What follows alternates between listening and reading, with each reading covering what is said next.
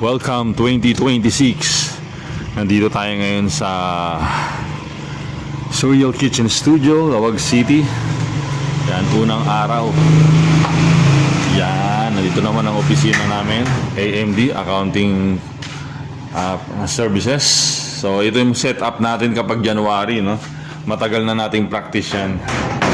Kung mapapansin nyo, parang mga gulay, pera, at saka mga golden coins lang ang nakalagay dyan. Wala kayong mapapansin na prutas. Ito ang sumalubong sa taong 2026. Unang minuto, unang segundo.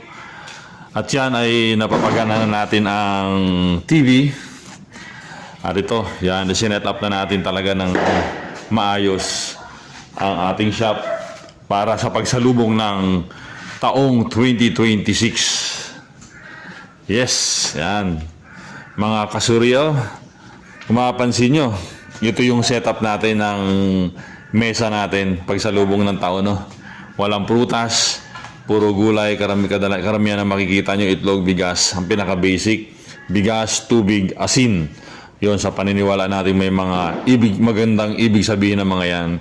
At ito, siyempre bagong biling bigas, hindi na muna natin pinalagay sa doon sa lagayan, dyan naman natin ilagay sa mesa para naman buong taon meron tayong supply ng bigas.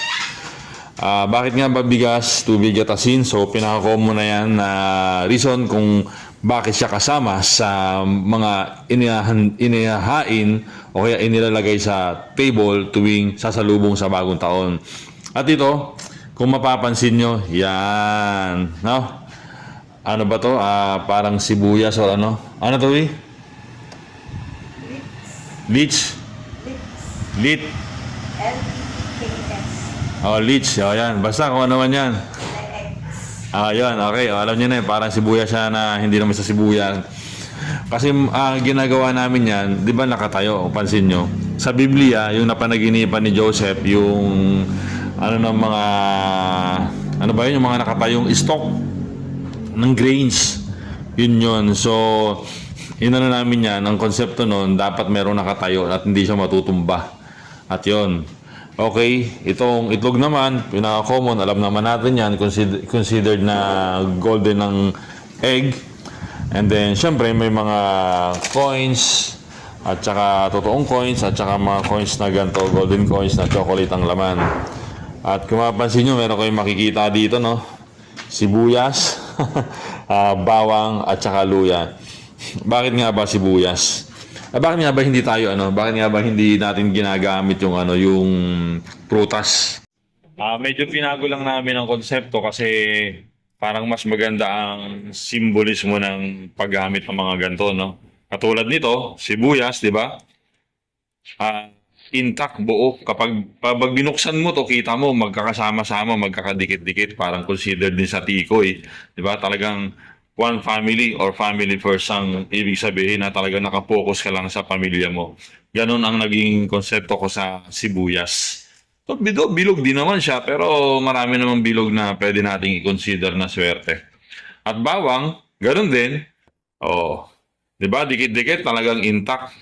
Ganon, napakasimple. At ito ang kakaiba na, I don't know kung nakikita na rin natin sa TV o nababalita na rin itong luya na considered lucky din. At mapapansin nyo naman, nasanga-sanga siya. Parang swerte natin ay maging sanga-sanga at dumami. Okay? So, yun lang naman ang naging kaisipan natin. At sa paniniwala namin, mas maganda talaga siya at bakit na rin sa karanasan namin. 2012, inumpisahan na namin gawin yan. And so far, maganda naman ang nagiging resulta. So, ganyan lang kasimple. O pagkatapos natin gamitin ng ganyan, after ng New Year, pwede na natin umpisang ihain at saka gamitin itong mga gulay, di ba? Ito, isasalad natin to. Itong bigas, pwede pa yan at saka yung asin. Siyempre yung tubig, ididilig natin sa halaman or kung saan man natin mas maganda gamitin. Lalo na yung itlog. At ito, siyempre, pwedeng kainin at yung pera, ibabalik na lang natin. O yun lang naman at maraming salamat. Sana meron kayong natutunan o may nakuha kayong konting idea sa pag-share dito sa unang araw ng 2026 para sa Surreal Kitchen Studio. So sa mga susunod na video natin, may mga iba rin akong ipapakita na mga kaganapan dito sa ating munting promising na kitchen. Okay? Maraming salamat. Ayan, kinukumusta kayo ni Kainags.